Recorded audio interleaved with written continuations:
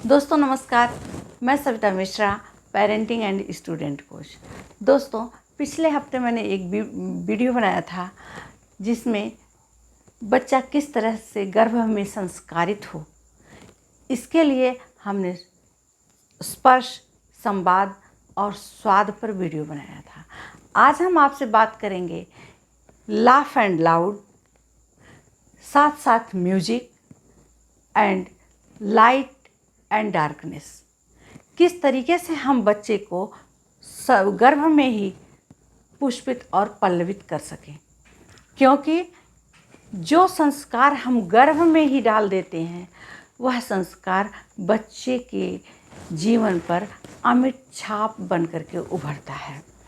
जैसे हमने आपको बताया कि स्पर्श से, संवाद से और स्वाद से ही एक माँ अपने बच्चे से लगातार कनेक्टिविटी बनाए रखती है और इसीलिए वह बच्चा सबसे पहले अपनी माँ को सबसे ज़्यादा पसंद करता है और अपनी माँ को सबसे ज़्यादा पहचानता है।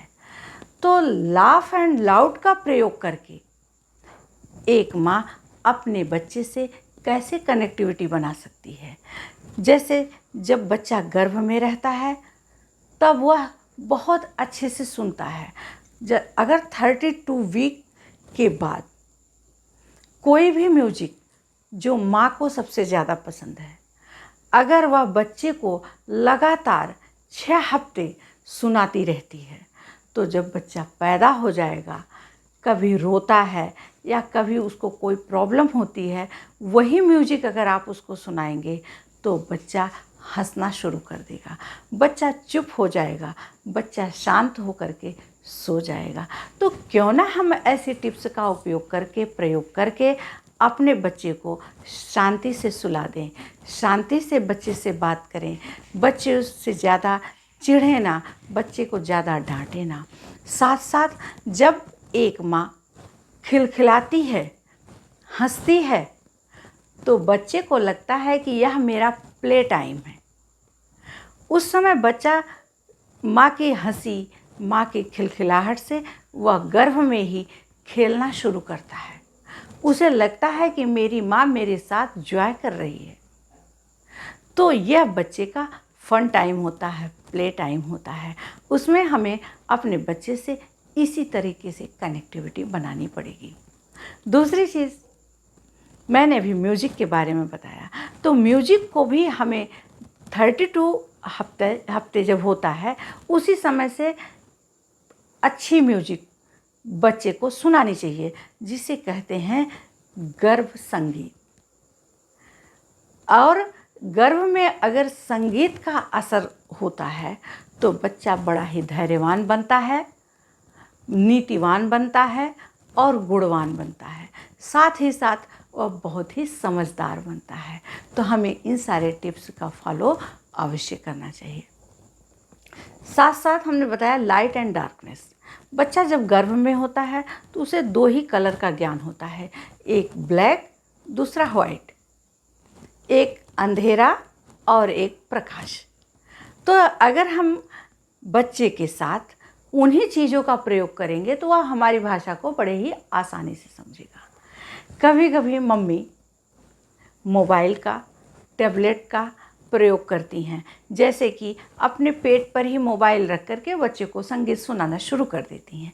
तो ऐसा बिल्कुल नहीं करना है, क्योंकि मोबाइल एंड टैबलेट से कुछ ऐसी रेज़ निकलती हैं जिसमें कंपन होता है, उससे बच्चा डर जाता है, भयभीत हो जाता है।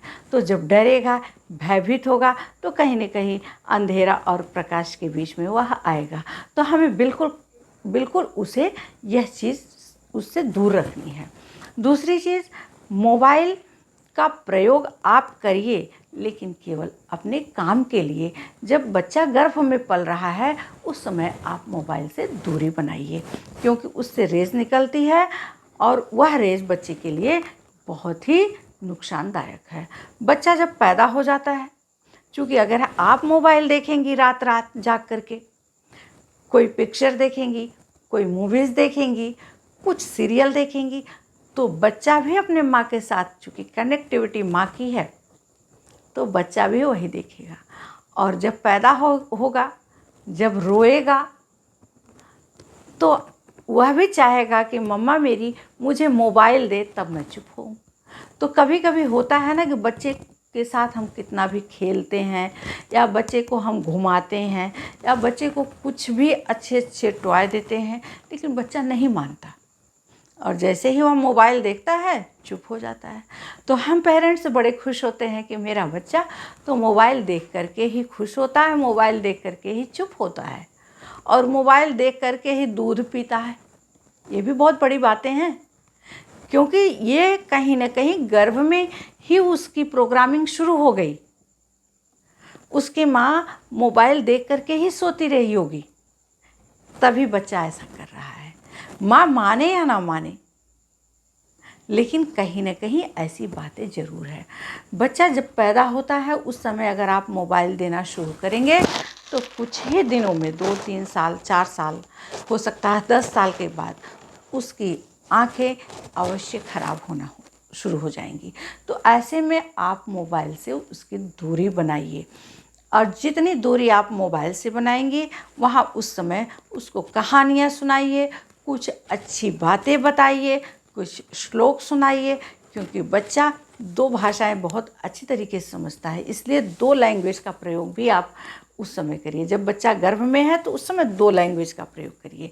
जब आप 2 लैंग्वेज का प्रयोग करेंगी तो आप जब बच्चा पैदा हो गया तो उस समय देखेंगे कि आपका बच्चा वाकई बहुत समझदार है, वाकई बहुत नीतिवान है, क्योंकि आपको प्रोग्रामिंग करना है कि मुझे अपने बच्चे को कितना समझदार बनाना है। हमें आइंस्टीन जैसा बनाना है, सुश्रुत जैसा बनाना है, कि हमें बस ऐसे चलता फिरता बना देना है। तो आप अगर पहले से प्रोग्रामिंग करेंगी कि APJ अब्दुल कलाम जैसी उसके पास बुद्धि हो, उसके पास विवेक हो, और आप चाहेंगी सुश्रुत जैसा विद्वान बने, ऋषि मुनियों जैसा बने, तो आपको शुरू से ही ऋषि मुनियों जैसी प्रवृत्ति लाने के लिए वैसी सोच रखनी पड़ेगी और वैसे कार्य करने पड़ेंगे। हमारी वीडियो पसंद आती है तो लाइक, शेयर एवं सब्सक्राइब अवश्य करें, और जितनी भी टिप्स हम दे रहे हैं आप उसको फॉलो करिए। साथ साथ आपको लाभ मिलता है तो कमेंट बॉक्स में अवश्य लिखिए, जिससे हमें भी हौसला मिले, हम भी उत्साहित हों और आपको नई नई टिप्स रोज़ाना देते रहें। धन्यवाद, नमस्कार।